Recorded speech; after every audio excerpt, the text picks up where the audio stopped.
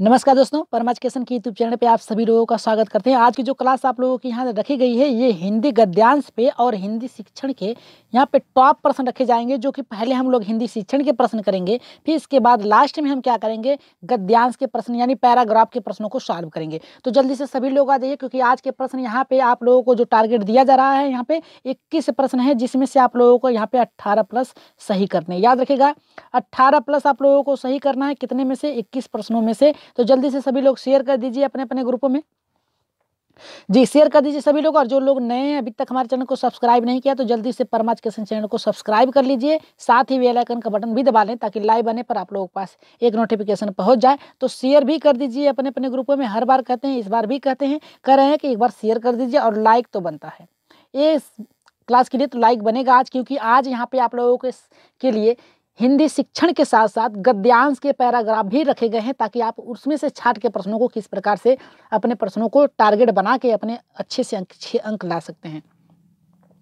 चलिए देखते हैं पहला प्रश्न यहाँ पे क्या कर रहा है। देखिए पहला प्रश्न हमारा क्या कर रहा है कि कहानी, कविता, गीतों और नाटकों के माध्यम से बच्चे क्या करते हैं। कह रहा पहला कि केवल मूल्यों का अर्जन करते हैं, दूसरा करा कि केवल अपनी तर्क शक्ति का विकास करते हैं, और यहाँ पे तीसरा करा है अपनी सांस्कृतिक धरोहर से जुड़ते हैं, और यहाँ पे चौथा करा है कि केवल मनोरंजन प्राप्त करते हैं। तो हमने आप लोगों को एक बार नहीं 100 बार कहा है कि जहां पर भी केवल शब्द आए तुरंत काट दीजिए। पहला भी गलत, दूसरा भी, चौथा भी गलत, बचा हमारा कौन सा यहाँ पे, तीसरा, अपनी सांस्कृतिक धरोहर से जुड़ते हैं। तो इसमें क्या होता है, देखिए क्या होता है, यहाँ पे भिन्न भिन्न क्षेत्रों में भिन्न भिन्न जो संस्कृति होती है, उस क्षेत्र की अपनी कहानी, कविताएं और नाटक होती है, बोलियां होती हैं, अलग अलग हो सकती हैं। इसे रचनात्मक कार्यों के माध्यम से विद्यालय में देखना चाहिए, और बच्चों को क्या करना चाहिए, उनसे अवगत कराना चाहिए। इसे एक संसाधन के रूप में रखना चाहिए, क्योंकि देखिए कहानी हर राज्य की अलग होगी, यानी उनकी भाषा में होगी, कविता भी अलग होगी, उनकी भाषा में होगी, गीत भी उनकी भाषा में होगी, नाटक भी उनकी भाषा यानी उनके क्षेत्रीय में होगी। तो इनको माध्यम बनाकर क्या करना चाहिए, बालकों में रचनात्मक कार्य करना चाहिए।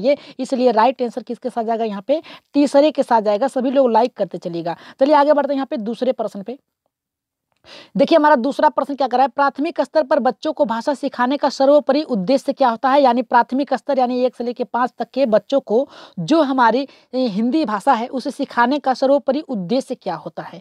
तो सभी लोग एकदम देखिए अच्छे से प्रश्न को पढ़िए, फिर क्या कह रहा है उसके अर्थ को समझिए, फिर इसके बाद उत्तर देने का प्रयास करिए, ठीक है। पहला करा कि मुहावरे, लोकोक्तियों का ज्ञान प्राप्त करना, ये तो आपका गलत है। दूसरा करा कहानी, कविताओं को दोहराने, देखिए दोहराने की बात करती है, तो ये भी हमारा गलत है। तेज प्रवाह के साथ पढ़ने की योग्यता का यहाँ पे विकास करना, और यहाँ पे देखिए तेज विकास, यहाँ पे देखिए जल्दी जल्दी पढ़ने की बात करा, जिससे हम अपनी क्लास को फटाफट करते हैं, यानी जल्दी जल्दी खत्म करते हैं। तो कमेंट आता है कि सर आप कहीं जाना होता है क्या, आपको कि जल्दी क्लास खत्म कर। देखिए ये पढ़ाने की शैली है, ठीक है, बस आप लोगों को समझ में आना चाहिए। तो ये तेज गति से प्रभाव ही नहीं होगा। राइट आंसर चौथे के साथ जाएगा, अपनी बात को दूसरे के समक्ष अभिव्यक्त करने की कुशलता प्राप्त करना। यानी भाषा, देखिए जैसी भी भाषा हो, उसे समाज में जो बोली जा रही है, जिस परिवेश में है, उसमें अपने बातों को रखना एक व्यवस्थित रूप से, यही कुशलता प्राप्त कराना बच्चों के लिए होगा। तो राइट आंसर यहाँ पे चौथे के साथ जाएगा, ठीक है। तीसरे प्रश्न पे आगे बढ़ते हैं, देखते हैं तीसरा प्रश्न क्या कर रहा है, जो कि बहुत ही अच्छा है। लिखना, देखिए लिखना क्या, एक बहुत ही जटिल प्रक्रिया है। यहाँ पे देखिए कह रहा है कि लिखना एक जटिल प्रक्रिया है। दूसरा कह रहा है कि एक अनिवार्य कुशलता जिसे जल्दी से प्राप्त किया जाना चाहिए, और तीसरा कह रहा है कि एक तरह की बातचीत है। चौथा कह रहा है कि एक अत्यंत यांत्रिक प्रक्रिया। क्या आप जो लिख रहे हैं, ये जो हम यहाँ पे लिख रहे हैं, मान लीजिए हम लिख रहे हैं यहाँ पे अलग अलग, ठीक है, अलग अलग लिख रहे हैं, क्या ये यांत्रिक है क्या, किसी यंत्र के द्वारा हम क्या करें, इसमें ये जो लिखावट है यांत्रिक है क्या, नहीं है, ठीक है, ये शाब्दिक है, आपकी भाषा है, आपकी बातचीत करने का एक माध्यम है, ठीक है। तो तीसरे का जो राइट आंसर किसके साथ जाएगा, यहाँ पे एक बातचीत का माध्यम। ये देखिए जटिल नहीं है, याद रखिएगा, कोई भी भाषा जो होती है जटिल नहीं होता है। लिखने में जो भी भाषा आप लिखते हैं जटिल नहीं हो सकता। कोई भी कुशलता जल्दी से प्राप्त नहीं किया जाना चाहिए, एक निश्चित समय पे निश्चित उद्देश्य के निश्चित के साथ होता है। आप जैसे क्या होता है कि बालक 0 से 2 वर्ष के बालक है, ज्ञान इंद्रियों का प्रयोग करता है, क्या उसे बोलना आ जाता है, नहीं आता है। जब तक उसका समय निर्धारित नहीं होगा तब तक वो अपने कार्यों में कुशलता प्राप्त नहीं कर सकता है।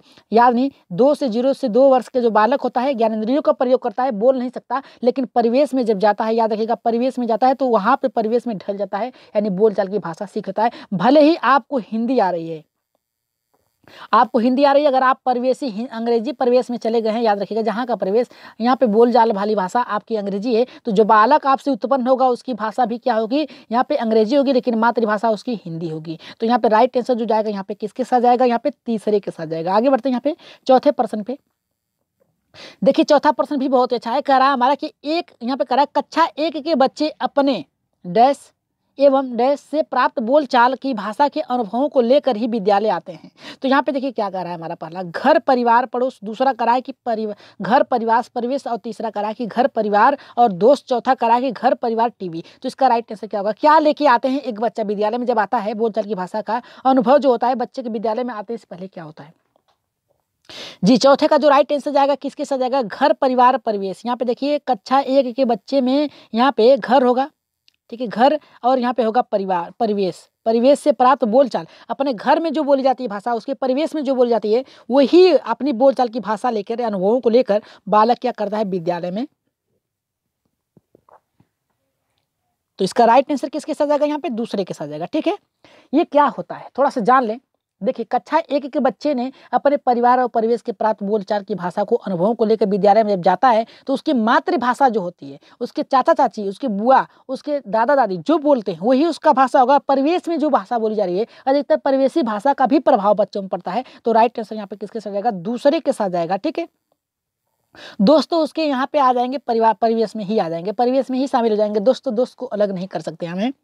अब देखिए यहाँ पे क्या कर रहा है पांचवा, कक्षा 1 और 2 के शुरुआती समय में पढ़ने का प्रारंभ डैश से होता है और किसी डैश से हो कि किस लिए होता है। तो यहाँ पे देखिए कह रहा है कि अर्थ उद्देश्य, दूसरा अक्षर ज्ञान मनोरंजन, तीसरा कह रहा है शब्द पहचान मूल्यांकन, और चौथा कह रहा है कि अक्षर ज्ञान उद्देश्य। तो इसका राइट आंसर पांचवे का क्या जाएगा जी। पांचवे का राइट आंसर क्या जाएगा, देखिए कक्षा 1 की बात किया है, किसकी बात किया है, कक्षा 1 की और 2 की बच्चों की शुरुआती पढ़ने, यानी शुरू कर रहा है पढ़ने के समय में, प्रारंभ में क्या करता है, यहाँ पे क्या करना हो सकता है, पढ़ने का प्रारंभ होता है किससे होना चाहिए, 1 और 2 के। तो यहाँ पे कह रहा है कि अर्थ उद्देश्य के साथ अक्षर ज्ञान मनोरंजन, यहाँ पे शब्द पहचान, और यहाँ पे अक्षर कह रहा है कि अक्षर ज्ञान उद्देश्य। तो इसका राइट आंसर क्या जाएगा जी। कोई भी कार्य करने से पहले आपको उसके बारे में पता होना चाहिए, यानी शब्द के बारे में अर्थ समझ में आना चाहिए, उसका उद्देश्य निश्चित होना चाहिए। तो राइट आंसर यहाँ पे किसके साथ जाएगा, यहाँ पे पहले के साथ जाएगा। सभी लोगों को एकदम अच्छे से उत्तर दीजिए, सभी लोग कमेंट करिए, जितने लोग लाइव हैं कम से कम उतने लोग लाइक तो कर दीजिए, कम से कम जितने लोग हैं उतने लोग ही तो लाइक करते चलिए, सभी लोग लाइक कर दीजिए सभी लोग। और यहाँ पे देखिए छठे प्रश्न हमारा क्या कर रहा है कि इनमें से कौन सा प्राथमिक स्तर पर हिंदी भाषा शिक्षण का उद्देश्य नहीं है। यहाँ पे क्या कहा है, नहीं की बात किया है। ठीक है, तो यहाँ पे क्या कह रहा है, पहला देखिए संदर्भ के अनुसार यहाँ पे लगाकर पढ़ने का प्रयास करना चाहिए। दूसरा कह रहा है कि चित्रकारी को स्वयं की अभिव्यक्ति का यहाँ पे माध्यम बनाना चाहिए। तीसरा कह रहा है कि बच्चों की भाषा और स्कूल की भाषा में संबंध बनाते हुए उसे विस्तार देना चाहिए। और चौथा कह रहा है सुनी गई बातों को जो कहती हूँ, यहाँ पे जो कहती हूँ यहाँ पे करने की बात क्या कर रहा है, नकल करने की बात कर रहा है, यानी नकल मतलब दोहराने की बात कर रहा है। ये तो हो नहीं सकता हमारा यहाँ पे छठा जी। यहाँ पे नहीं की बात किया है, ठीक है, नहीं की बात किया है, तो यहाँ पे नकल की जो कहती हूँ यहाँ पे नकल चली जाएगी, नकल से जाएगा। ठीक है, और यहाँ पे क्या कहा है, पहला संदर्भ के अनुसार लगाकर प्रयास करना चाहिए, ये तो राइट है। चित्रकारी को स्वयं के अभिव्यक्ति की माध्यम बनाना चाहिए, यानी जो चित्रकारी है उसके माध्यम से पढ़ाने का प्रयास करना चाहिए, ये भी सही है। बच्चों के स्कूली जीवन और संबंध, यहाँ पे उसकी जो घर की भाषा है विस्तार देना चाहिए, तो एकदम राइट है। तो हमारा पूछा नहीं है, तो राइट आंसर किसके साथ जाएगा, चौथे के साथ जाएगा। माई मिस्टेक थी वो राइट आंसर है। ठीक है, चौथा था। देखिए यहाँ पे क्या कह रहा है, सातवां कह रहा है कि भाषा कौशल के संबंध में कौन सा कथन सही है, यानी भाषा कौशल के संबंध में कौन सा कथन सही है। पहला कह रहा है कि भाषा के कौशल अंतर संबंध होते हैं, यानी एक दूसरे से सीखे जाते हैं। दूसरा कह रहा है कि भाषा के सभी कौशल को नए सिरे से सिखाने की आवश्यकता होती है। और यहाँ पे तीसरा कह रहा है कि भाषा कौशल एक दूसरे से स्वतंत्र होते हैं। चौथा कह रहा है कि भाषा के चारों कौशल एक क्रम में लिखे जाते हैं। क्रम का मतलब सुबु बली पली जो होता है, ठीक है, सुनना बोलना पढ़ना लिखना, ये क्रम में होता है। तो इसका राइट आंसर यहाँ पे क्या जाएगा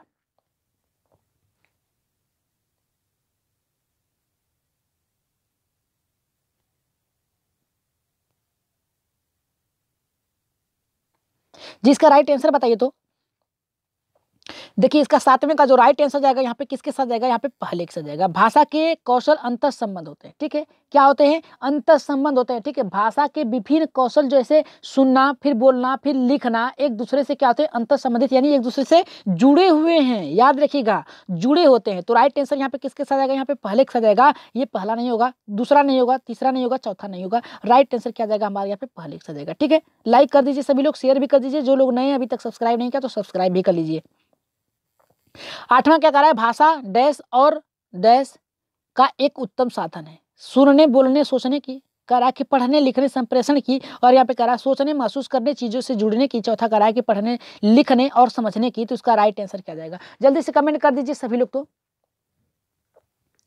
जी यहाँ पे देखिए, अगर कहीं भी संप्रेषण दिया है, याद रखिएगा, संप्रेषण में होता है भेजना, भेजना होता है, आप अपनी बातों को रख सकते हैं संप्रेषण के माध्यम से, दूसरे के समझ प्रस्तुत कर सकते हैं। तो जब आपको भाषा आ रही है, आप दूसरे के समझ रख ही नहीं पाएंगे, तो उत्तम साधन कैसे हुआ, ठीक है। तो संप्रेषण यहाँ पे है, तो राइट आंसर किसके साथ जाएगा, पढ़ने, लिखने, संप्रेषण, यानी एक पढ़ने लिखने के संप्रेषण के साथ एक उत्तम माध्यम है। यानी देखिए आप बोल सकते हैं, हम आपको बता रहे हैं, आप सुन रहे हैं, ये हमारे द्वारा बोला गया एक संप्रेषण कार्य है, ठीक है। तो यहाँ पे राइट आंसर किसके साथ जाएगा, यहाँ पे हमारा दूसरे के साथ जाएगा। देखिए सुनने, बोलने, सोचने, सोचने जो है यहाँ पे तर्क के साथ जाएगा। यहाँ पे उत्तम साधन की बात किया है, साधन में होता है भेजना, पहुंचाना। साधन क्या है, सोचना क्या साधन है, बोलना साधन है, सुनना यहाँ पे साधन है क्या, नहीं है। सोचना, महसूस करना और चीजों से जुड़ना, ये कि साधन है, नहीं है, ठीक है। राइट आंसर किसके साथ जाएगा, अपनी बातों को उत्तम तरीके से रख सके, दूसरे के समझ, यही संप्रेषण होता है। तो राइट आंसर यहाँ पे किसके साथ जाएगा, दूसरे के साथ जाएगा, ठीक है।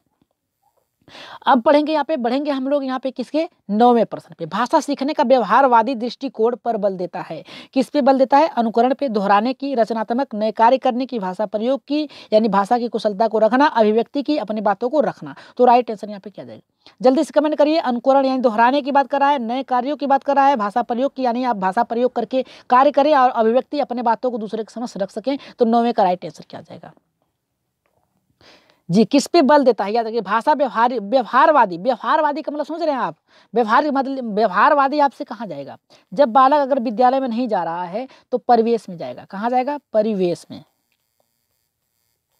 परिवेश से घटकों को सीखेगा, या फिर घर से सीखेगा, कहाँ सीखेगा, घर से सीखेगा, या फिर अपने दोस्तों से सीखेगा, किससे सीखेगा, दोस्तों से सीखेगा। और ये सभी क्या करते हैं, बालक क्या करता है, अनुकरण करता है, क्या करता है, अनुकरण, क्या करता है, बालक अनुकरण करता है, ठीक है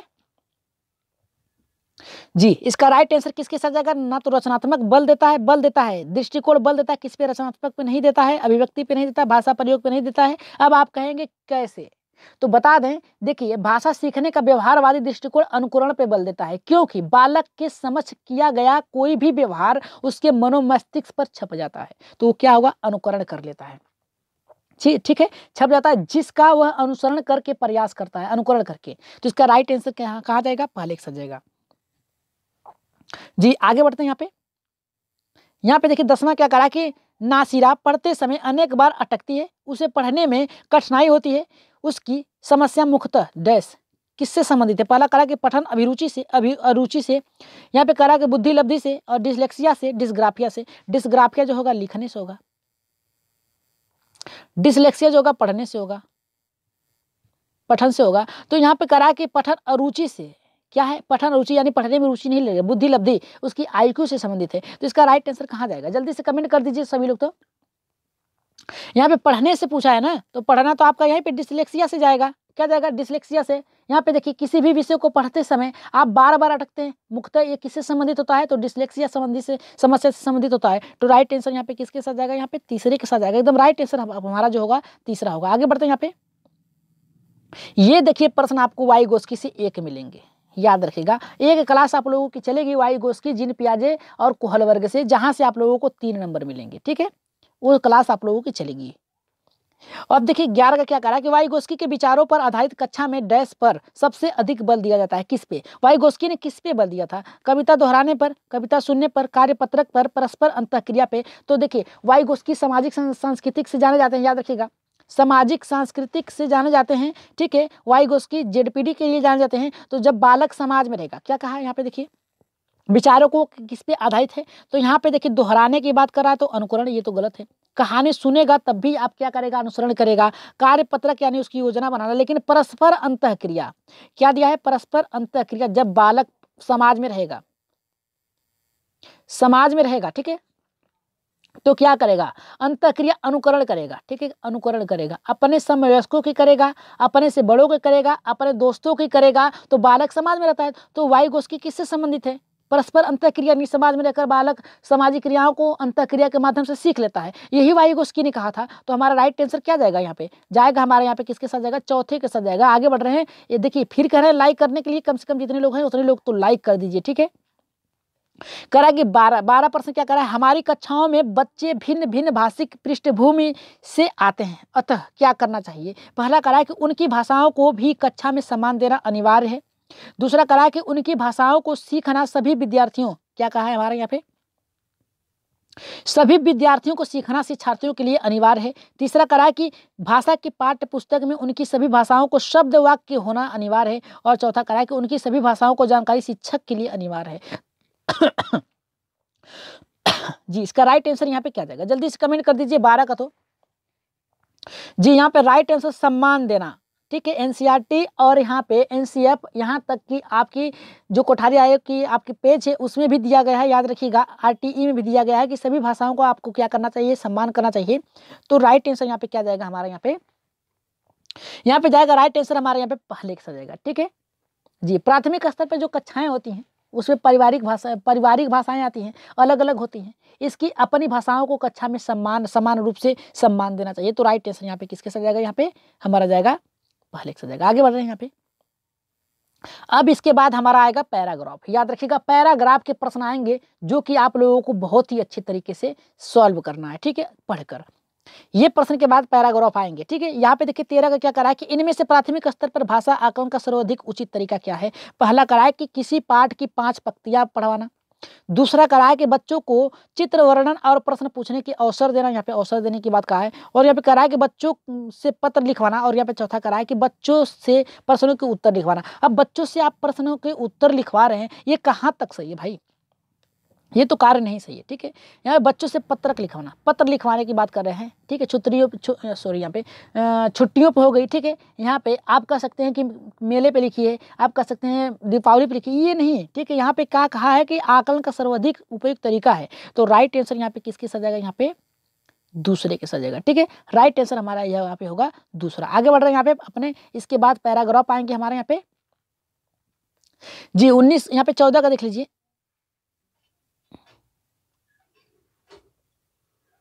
सॉरी ये कौन सा प्रश्न था हमारा यहाँ पे, 13, जी हाँ सॉरी, यहाँ पे 13 का देखते हैं फिर से यहाँ पे जी, दूसरा ही प्रश्न है हमारा, राइट आंसर है।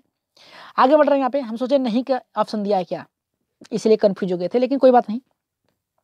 14 प्रश्न देखते हैं, कौन सा प्रश्न बच्चों की भाषा क्षमता का सही आकलन करेगा, कौन सा। तो यहाँ पे देखिए क्या करा, लड़कों के किसके, यहाँ पे लड़की ने किसके दाम नहीं बताए। और यहाँ पे करा है कि लड़की टोकरी में क्या बेच रही है। और यहाँ पे तीसरा करा है कि यदि तुम आम बेचोगे तो उसके कितने दाम लोगे और क्यों। और यहाँ पे चौथा करा है कि आजकल आम का दाम कितना है। तो इसका राइट आंसर 14 का क्या जाएगा। यहाँ पे लड़की ने किसके दाम नहीं बताए। तो दाम नहीं बताए, ये आप आकलन नहीं कर सकते, ठीक है। आप ये आकलन नहीं कर सकते, तो इसलिए तो गलत है। लड़की टोकरी में क्या बेच रही थी, क्या बेच रही थी, इसमें भी क्या कुछ भी बेच सकती नहीं होगा।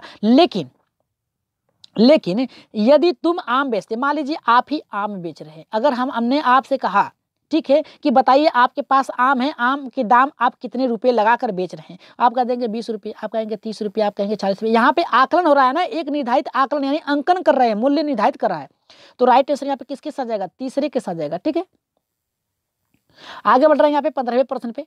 देखते हैं 15 क्या करा है हमारा यहाँ पे। 15 ये करा है कि प्राथमिक स्तर पर बच्चों के लिए बाल साहित्य के चयन का मुख्य आधार क्या होना चाहिए। पहला करा है कि छोटी रचनाएं, रोचक विषय वस्तु, रंगीन चित्र, सरल यहाँ पे जानकारी। तो इसका राइट आंसर क्या होगा, जल्दी से कमेंट करिए, आप सभी लोग कमेंट करिए जी। एकदम राइट आंसर रोचक विषय वस्तु होनी चाहिए। राइट आंसर यहाँ पे जाएगा किसके साथ जाएगा, दूसरे के साथ जाएगा हमारा यहाँ पे। क्योंकि प्राथमिक स्तर पर बच्चे के लिए जितनी रोचक विषय वस्तु होगी उसका उतना ही रुचि से अर्जन करेगा। और ऐसे ऐसे में उनके द्वारा सीखा गया व्यवहारिक ज्ञान प्रत्यक्ष अप्रत्यक्ष रूप से भाषा की कुशलता को परिलक्षित करेगा। अतः यहाँ पे क्या कह सकते हैं, बच्चों के लिए बाल साहित्य और विषय वस्तु का रोचक जरूरी होता है। तो राइट आंसर यहाँ पे किसके साथ जाएगा, यहाँ पे हमारा दूसरे के साथ जाएगा। ठीक है, अब आ जाइए आप लोग पैराग्राफ पे। सभी लोग पैराग्राफ अगर सॉल्व करने के लिए तैयार हैं तो एक बार यस करिए और चलिए देखते हैं क्या कह रहा है हमारा पैराग्राफ। जी बहुत ही अच्छा यहाँ पे पैराग्राफ दिया गया है और छोटा पैराग्राफ है, यहाँ से तो आप लोगों को कोई कंफ्यूजन नहीं होना चाहिए। 16 का हम लोग देख लेते हैं क्या कह रहा है। देखिए क्या कह रहा है, नहीं झुकी करते जो दुनिया से, ठीक है, नहीं झुका करते जो दुनिया से करने को समझौता, ऊंचे से ऊंचे सपनों को देते रहे जो न्योता, दूर देखती जिनकी पैनी आंखें भविष्य का तम चीर चीर, मैं हूं उनके साथ खड़ी जो सीधा रखते अपने रीढ़। अब देखिए यहाँ पे क्या कहा, नहीं झुकती, नहीं झुका करते जो दुनिया से करने को समझौता, यानी जो लोग नहीं यानी अपने दृढ़ता अपने विश्वास के साथ खड़े हैं। ठीक है, ऐसी बात क्या है। तो चलिए ऑप्शन आप देखते हैं हमारा क्या, छोटा था पैराग्राफ इसलिए पढ़ लिए, नहीं तो पहले तो आप लोगों को प्रश्न ही पढ़ना है। क्या करा है, कविता की पंक्तियों के अनुसार कविता किसके पक्ष में खड़ी है। पहला करा है कि जो स्वाभिमान साहसी और निर्भीक है। दूसरा करा है कि जो केवल सपने के लिए खोए। यहाँ पे दूसरा करा है कि जो उजाला फैलाता है, और यहाँ पे चौथा करा है कि जो समझौता करने के लिए शांति फैलाता है। तो इसका राइट आंसर 16 का क्या जाएगा। यहाँ पे देखिए क्या कहा है, पक्ता किसके अनुसार में है, किसके पक्ष में है। ठीक है, किसके पक्ष में खड़ी है। तो यहाँ पे देखिए नहीं झुका करते जो दुनिया से करने को समझौता, यहाँ पे देखिए पहले लाइन का मिल गया। तो यहाँ पे जो स्वभावी साहसी और निर्भीक होते हैं, निर्भीक का मतलब होते हैं डटे रहते हैं, डरते नहीं है, यानी समझौता नहीं करते हैं। ठीक है, खड़े रहते हैं, मैं उनके साथ खड़ी हूँ। ठीक है, यहाँ पे देखिए राइट आंसर यहाँ पे जाएगा, इसका किसके साथ जाएगा, पहले के साथ जाएगा हमारा यहाँ पे, क्योंकि इसका आशय ही है स्वाभिमानी साहसी और निर्भीक, यानी जो नहीं डरते हैं किसी से, नहीं झुकते हैं। तो पहले का राइट आंसर किसके साथ जाएगा, पहले के साथ जाएगा। आगे बढ़ते हैं यहाँ पे दूसरे, यहाँ पे 17वें प्रश्न पे देखते हैं 17 का क्या कर रहा है। देखिए 17 का प्रश्न हमारा ये कह रहा है कि व्यक्ति की दृष्टि कैसी होनी चाहिए। पहला यहाँ पे देखिए क्या कह रहा है कि अंधकार को चीरने वाली, दूर की चीजों को साफ साफ देखने वाली, दूरदर्शिता से लैस होनी चाहिए, भविष्य का अंधेरा दूर करने वाली होनी चाहिए। तो इसका राइट आंसर यहाँ पे क्या जाएगा, जी जल्दी से बताइए यहाँ पे।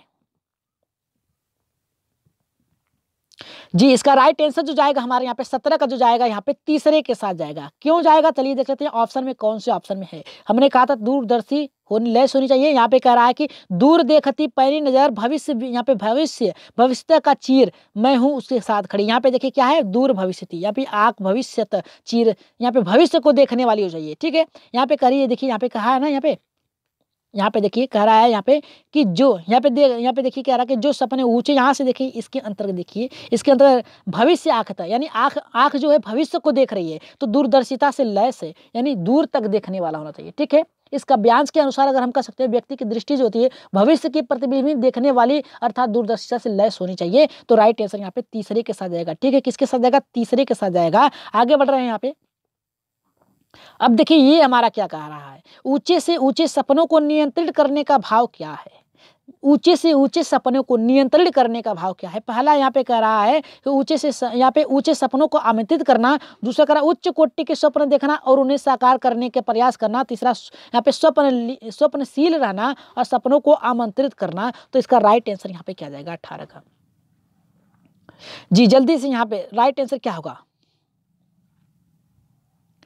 जी यहाँ पे देखिए ये प्रश्न आपका पूछा है, याद रखिएगा, ये ऊंचे से ऊंचे सपनों को देखती न्योता यहाँ पे कह रहा है। ठीक है, तो इसका राइट आंसर क्या जाएगा, इसका अर्थ होता है कि उच्च कोटि के स्वप्न देखना और उसे साकार करना। राइट आंसर किसके साथ जाएगा, इसका भाव ही होगा यहाँ पे दूसरा। ठीक है, दूसरा हमारा राइट आंसर होगा। ठीक है जी, ऊंचे से ऊंचे सपनों को नियंत्रित देखने का भाव जो होता है उच्च कोटि के स्वप्न देखने का होता है, साकार करने का होता है। ये यहाँ पे भरसक प्रयत्न करने से होता है। ठीक है, क्या होना, प्रयास करना चाहिए। तो राइट आंसर यहाँ पे क्या होगा हमारा, जैसे क्या है कि आप लोगों का प्रयास होगा एक 20 सी-टेट में पास करना।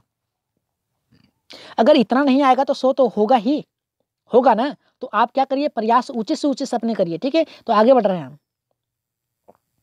19वें प्रश्न पे देखते हैं क्या करा है, तम शब्द का पर्याय क्या है। तम शब्द का पर्याय क्या है, जल्दी से इसका राइट आंसर बताइए आप लोग।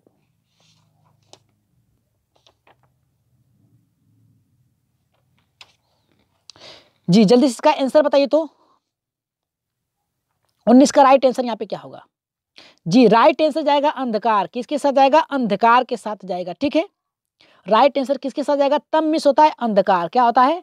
देखिए तम होता है अंधकार या अंधेरा होता है, क्या होता है? अंधकार या अंधेरा होता है, ठीक है। राइट आंसर किसके साथ जाएगा? यहाँ पे तीसरे के साथ जाएगा, ठीक है। आगे बढ़ रहे हैं यहाँ पे 20वें प्रश्न पे देखते हैं 20वां क्या कह रहा है। 20वां भी बहुत ही अच्छा प्रश्न है, इसका उत्तर जल्दी से आप लोग दीजिए। देखिए क्या कहा कि नहीं झुका करते जो दुनिया से, पंक्ति में किसके सामने न झुकने की बात कही गई है।